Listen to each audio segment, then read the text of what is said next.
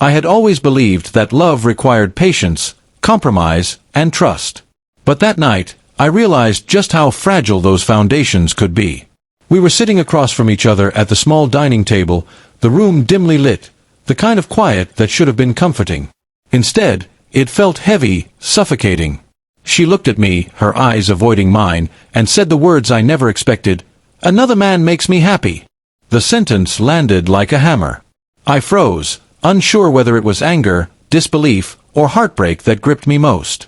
My mind raced, trying to rationalize, deny, or forgive, but the truth was there, stark and undeniable. I had given everything to that relationship: time, love, trust, and in a single sentence, she shattered it. I didn't respond immediately. There was nothing I could say that would undo the pain. Instead, I stood up slowly, my hands trembling, my voice steady though my heart felt like it had stopped. "Then I'll leave," I said quietly. I grabbed my coat and walked out the door. The cold night air did little to numb the storm inside me. I didn't look back. For weeks, I lived in a blur of numbness and solitude. Friends called, family asked questions, but I could hardly articulate what had happened. How could I explain that someone I trusted completely had admitted, without remorse, that she found happiness elsewhere? The wound was too raw.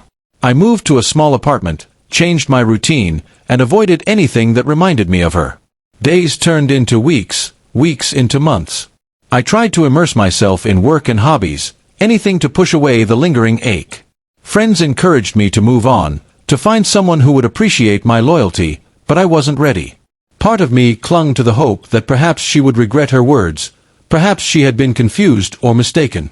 That hope, however faint, kept me tethered to the past. 7 months later, I received a call from someone I hadn't expected, her brother. Hesitant, he asked if I could meet him at a quiet cafe downtown. Curiosity and caution battled inside me, but I agreed. When I arrived, he was already waiting, his expression a mix of concern and guilt. "You deserve to know the truth," he said. "Everything she told you that night, it wasn't what it seemed." I frowned, disbelief and skepticism crossing my mind. "What do you mean?" I asked cautiously.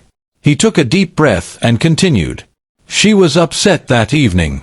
She felt trapped, overwhelmed by stress at work and pressure from family. That 'another man makes me happy' comment, it wasn't literal. She was venting about someone who helped her at work, a mentor, nothing romantic. She phrased it poorly because she was emotional and scared of expressing her feelings properly. The revelation hit me like a wave. 7 months of anger, loneliness, and regret had been based on a misunderstanding, a catastrophic miscommunication that had destroyed months of trust and love. I felt a complex mix of relief, guilt, and lingering hurt. Relief that she hadn't betrayed me, guilt that I had walked away so abruptly, and hurt that a simple conversation could have prevented so much pain. I decided to call her.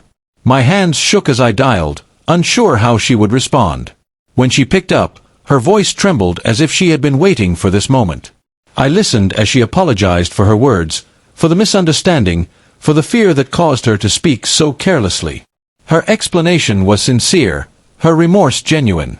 For the first time in 7 months, I allowed myself to feel hopeful again. We met that evening, in the same city park where we had first met years ago.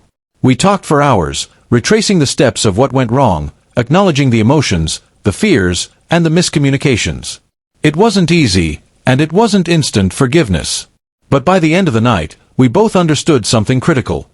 Love is fragile, but it is also resilient when approached with honesty, patience, and courage.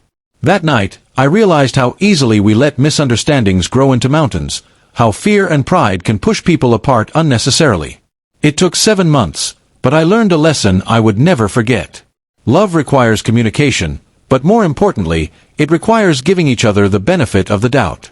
We both emerged stronger, more aware, and determined to never let a single careless phrase threaten our bond again. 7 months of solitude and reflection had taught me that sometimes walking away is necessary to see the truth clearly, and sometimes the truth can heal wounds we never thought could mend.